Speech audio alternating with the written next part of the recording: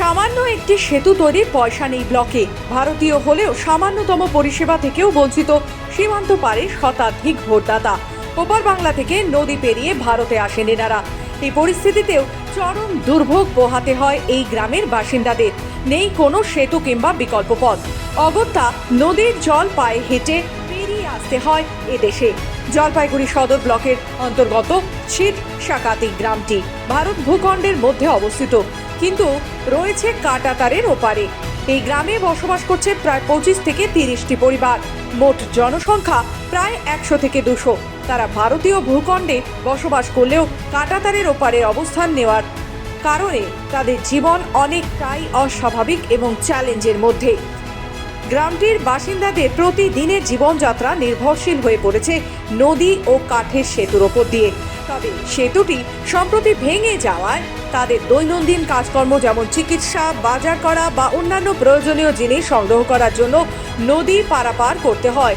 বিশেষ করে বর্ষাকালে নদী ভীষণ খারাপ হয়ে ওঠে, যা তাদের জন্য আরও বিপজ্জনক হয়ে দাঁড়ায়। এর ফলে অনেক সময় নদীতে পড়ে গিয়ে প্রাণহানির ঘটনাও ঘটেছে বলে অভিযোগ। গ্রামবাসীদের প্রশাসনের কাছে একমাত্র দাবি, যদি একটি স্থায়ী সেতু নির্মাণ করা হয় তাহলে যাতায়াতের সমস্যা মেটে। বিশেষত বর্ষাকালে কার্যত প্রাণ হাতে নিয়ে যাতায়াত করতে হয়। কিভাবে নিয়ে যান?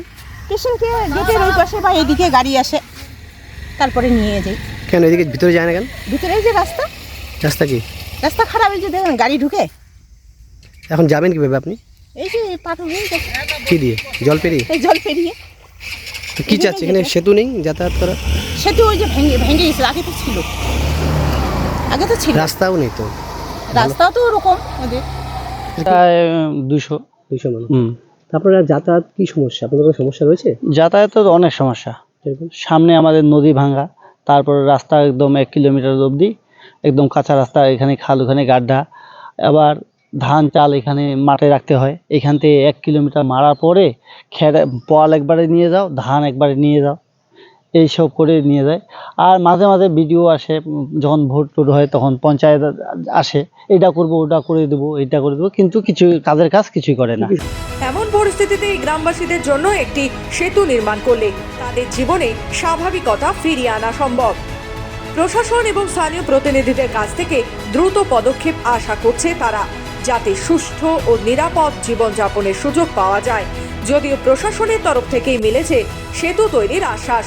যত দ্রুত সম্ভব সমস্যা সমাধানের চেষ্টা করবে প্রশাসন। কাঁটাতারের ওপারের ছিট সকাতি ভারতীয় গ্রামটি আজও একটি উদাহরণ হয়ে দাঁড়িয়ে আছে। কাঁটাতারের ওপারে বসবাসকারী মানুষদের জন্য উন্নয়ন ও সহায়তা প্রয়োজন, যাতে তারা মূল ভূখণ্ডের নাগরিক হিসেবে তাদের অধিকার ও সুবিধা পেতে পারে।